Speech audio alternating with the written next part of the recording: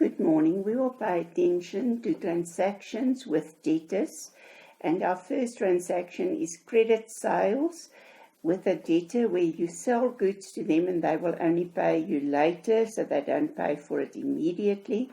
When we sell goods on credit, we will issue an invoice. The entity uses these credit invoices to record the credit transactions in the creditor's journal. A statement of account will be sent to the customer at the end of the month to indicate what is the total amount that's outstanding and to remind them that they have to pay for their debt. The debtor is an asset and will increase on the debit side when goods are sold to them. First of all, if we look at the debtor's journal, we will have a column for debtor's control and a column for cost of sales.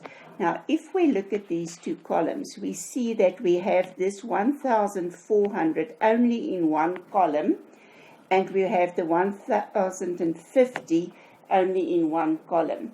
So that means that is not a double entry. We will have to complete a double entry, do two entries for the 1,400, one debit, one credit, two entries for the cost of sales, 1,050, debit, credit. Okay, so in the debtor's journal, we will show the document that we issued to them, the name of the debtor, and for instance, we sold to Nell for 800, and we will calculate the cost price as 600. Then we sold to Brink for 600, and the cost price is 450. At the end of the month, we will add up to see what is the total figure. In the debtor's ledger, the entries are recorded on a daily basis so that you can determine how much money the debtors owe you. So on the 11th, when we sold the goods to Nell, we will show that the debt increases with 800. A debtor is an asset, so it increases on the debit side and decreases on the credit side, and then the balance is 800. When we sell to Brink, we will also show the invoice number. His debt increases on the debit side, and the balance will be 600 at the end of the day. If we record these entries in the general ledger, it means that we have to record a double entry. In the debtor's ledger, there is no double entries.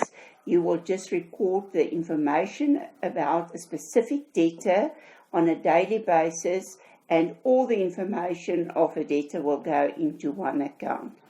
If I look at this total of 1,400, it means that I must complete a double entry. First of all, the debtors owe me the money. Assets increase on the debit side and decrease on the credit side. So I will debit my debtors control account. The account that I have to credit is sales. So the word that I will write in there will be sales, so that I can see immediately that I will have to go to the sales account on the credit side to find the double entry of 1,400 there. And in the sales account, I will write the word debtors control so that I can show that this figure is on the debit side of the debtors control account. For the cost of sales of 1,050, I will show that my assets decrease because now I've got less inventory because I sold some inventory.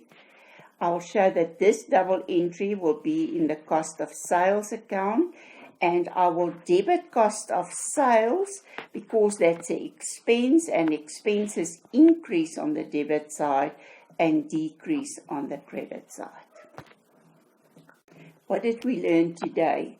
When we sell goods on credit to a debtor, we issue invoices and we will record all the credit sales in the debtor's journal. The entries in the debtor's journal will be posted to the individual accounts of all our debtors in the debtor's ledger on a daily basis so that you can determine immediately how much money is owed by each debtor. The entries in the debtor's journal is posted to the general ledger to complete the double entry that we require in the general ledger. The debtors control account is opened, and this is used to record the total sales for the month. So the individual entries is recorded in the debtors ledger, and the total entries for sales or returns is recorded in the debtors control account. The total amount of all your outstanding debtors in the debtors ledger must therefore be equal to your debtors control account.